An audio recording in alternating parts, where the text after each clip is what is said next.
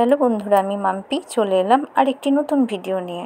প্রথমে আমি লাল আর হলুদ কাপড় থেকে 3 আকৃতির রাউন্ড করে কেটে নিয়েছি ফুল বানাবো বলে। আর এর জন্য আমাদের যা যা লাগবে তা তোমরা এই ভিডিওতে দেখতেই পাচ্ছ। তো আমি আজকে খোপার কাটা বানাবো, চলো তাহলে দেখতে থাকো। আর আমার ভিডিওটি কেমন লাগছে তা অবশ্যই কমেন্ট করে জানাবে, আর ভালো লাগলে সাবস্ক্রাইব করে দেবে।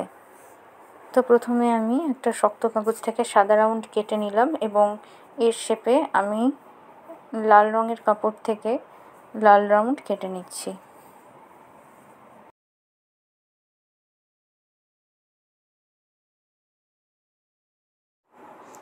তো এরপরে আমি ইয়েলো রাউন্ডগুলো নিয়ে প্রথমে ইয়েলো কালারের ফুলটা বানিয়ে নেব। এবং ফুল বানানোর এই পদ্ধতিটা আমি আগের ভিডিওতেও দেখিয়েছি, তোমরা সেগুলো চেক করতে পারো আমার ভিডিওগুলোতে গিয়ে। দেখো আমাদের হলুদ ফুল রেডি হয়ে গেল। তো এবার যে বড় আকৃতির লাল রাউন্ডটা আমি কেটেছিলাম, তো সেটার থেকেই আমি লাল ফুল বানিয়ে নিচ্ছি।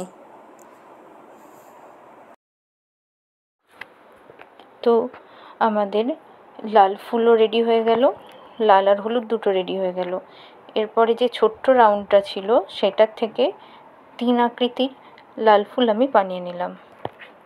এরপর যে শক্ত কাগজ থেকে সাদা রাউন্ডটা কেটেছিলাম ওটাতে সেফটি পিনের সাহায্যে দুটো ফুটো করে নিয়ে আমি ইউ পিনটা ঢুকিয়ে দেবো।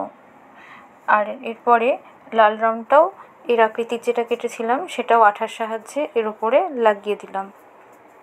এরপরে দেখো আমি কিভাবে আঠার সাহায্যে ফুলগুলোর লেয়ারগুলো একে একে বসিয়ে নিচ্ছি।